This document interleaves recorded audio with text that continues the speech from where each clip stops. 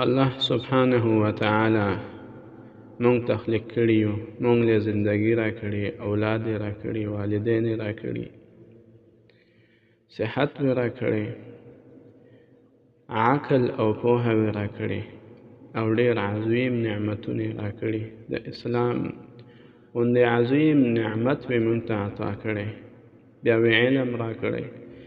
دا د الله جل جلاله عظیم احسانات او انعامات دي. الله سبحانه وتعالی زمونږ رب دی، او مونږ دا غواړو چې الله تعالی مونږ سره محبت وکړي. مونږ هم الله سره محبت کوو، او دا غواړو چې الله مونږ سره محبت وکړي. مونږ د الله پاک بندگان یو، عباد یو.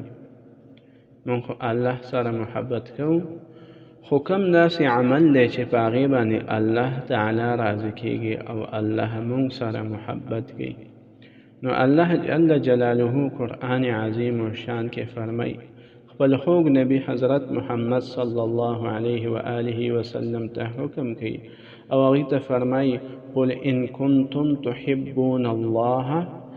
ای نبی علیه الصلاة والسلام د خلکو ته، د امت ته ووایه: ان کنتم تحبون الله، که چېرته تاسو الله سره محبت کوئ، فاتبعوني یحببکم الله، نو تاسو زما تابعداري وکړئ، الله به تاسو سره محبت وکړي.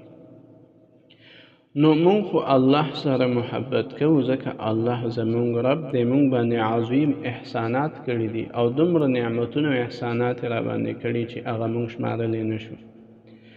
نو الله سبحانه وتعالی چا سره محبت کوي؟ کم داسې عمل به چې د هغې د وجې نه الله مونږ سره محبت وکړي، نو هغه عمل الله تعالی قرآن عظیم الشان کې مونږ ته ښودلی. هغه عمل دی د رسول الله صلی الله علیه و آله وسلم اطاعت او تابعداري.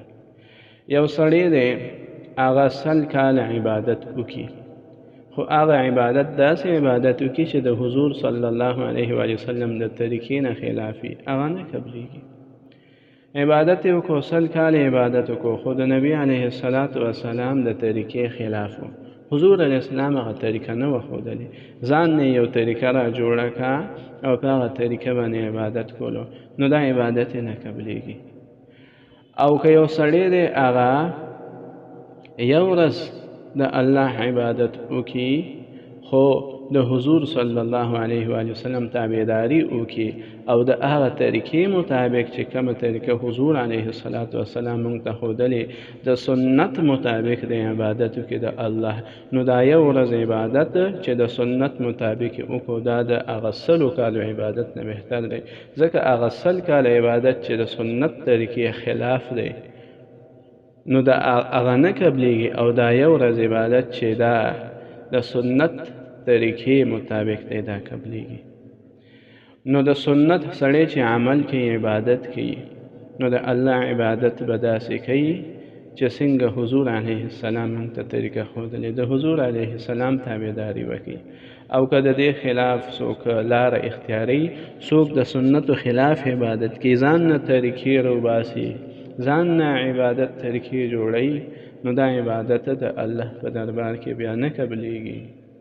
نو سړی به زیات کوشش کوي چې د سنتو اتباع وکړي، او چې عبادت کوي او د ثواب امید ساتي، او دا امید ساتي چې الله پاک باندې راضي شي او ما سره محبت وکړي، نو د حضور صلی الله علیه و آله وسلم ښایسته سنت او بهترینه طریقه په دې باندې به عمل کوي.